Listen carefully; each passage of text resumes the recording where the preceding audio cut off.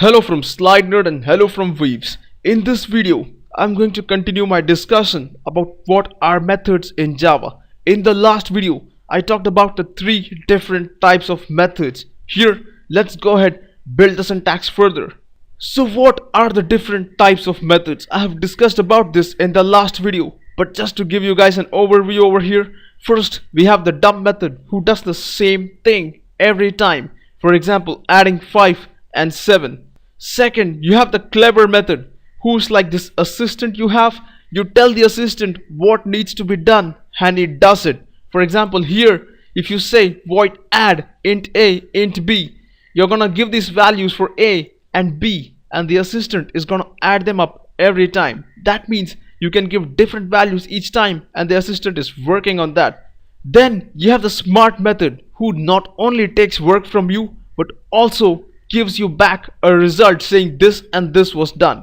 For example, here int add int a, int b, you're gonna take the values from the guy who's gonna use your assistant, add them up and give a result back to the guy who called your assistant, right? Or you can say who called your method. For example, return C is gonna give a result back. I've discussed about these three things in my last video. If you guys haven't seen it, please go ahead and check it out.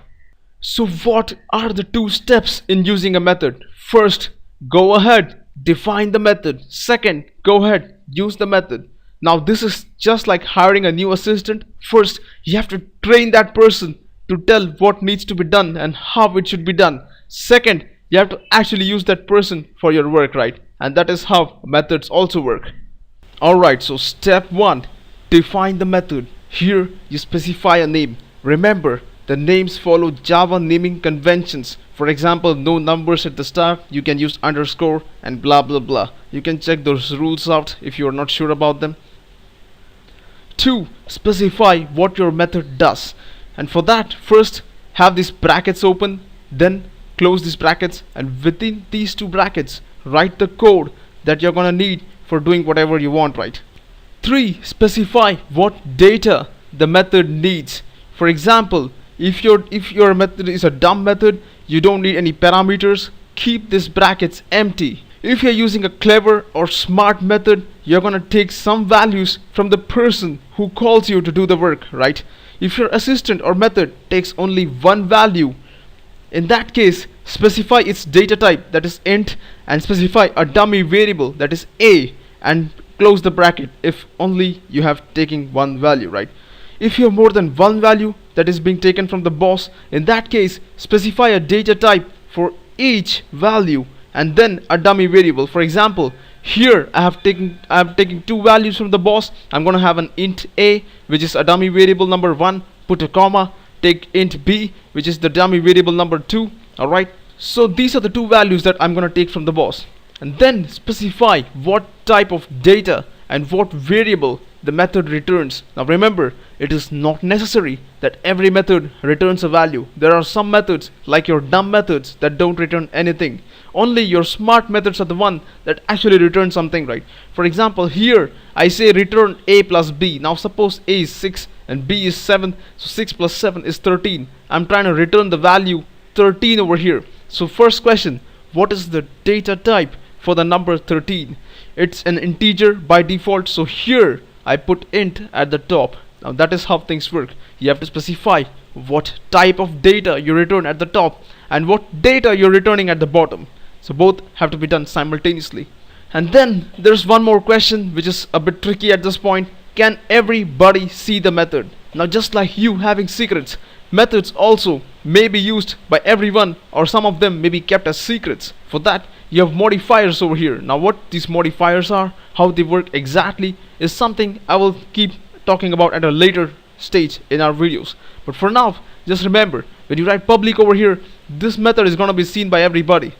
Step 2, use the method. So let's go ahead and see step 1 once again. I have my int add, which is actually a smart method. I'm taking two values, int a, int b, from the boss, adding up those values by saying int c equals to a plus b, giving a result back to the boss by saying return c. What is the data type of c? Integer, and that integer I have written over here at the top. Remember, I said write the data type at the top and write the data itself at the bottom. and then here inside my main function I'm gonna use this method. Now remember, so far when you defined the method, you simply told your assistant what work he or she should do. But here in this part, you're gonna actually use your assistant to do the work. For example, here I have my int x equals to 5, y equals to 6. I say add x comma y. Now what happens? X is 5, y is 6, y is copied inside your integer a. 6, which is y, is copied inside your integer b, and then you add them up, you give the result back. That value comes all the way back inside sum. When you say return 5 plus 6, that is 11, sum contains 11. That's how things work. So I hope things are very clear to you. Don't worry, in the next video I'm gonna go ahead NetBeans and show you guys a real working example of our calculator stuff which we were talking about in the first video. One last thing that remains: when should I make a method? Now this is often one of the most confusing things. If you're a beginner, ask yourself these questions. Is that a single operation you want to do? Now remember, you make methods for doing only one operation, but that one operation may contain several steps. For example, to find the simple interest, you may have to do the following things: get the value of p, get the value of n, get the value of r, calculate p and r, divide by 100, return the result back to the boss or the person who's calling it. But all these steps form only one operation, that is calculate simple interest. So you make methods only for doing a single operation in most cases. If you're doing it for doing multiple operations, that is fine, but remember, that is bad code. So in this video I have talked about the basics of methods and the syntax behind it. In the next video I'm gonna go ahead in NetBeans and show you guys how to make our calculator better using methods, which is the first step towards object-oriented programming. So if you guys like what you saw, please subscribe to my channel, comment, let me know your thoughts. I would love to hear from you guys. Thanks for watching. I'll catch you guys in the next vid. Have a nice day.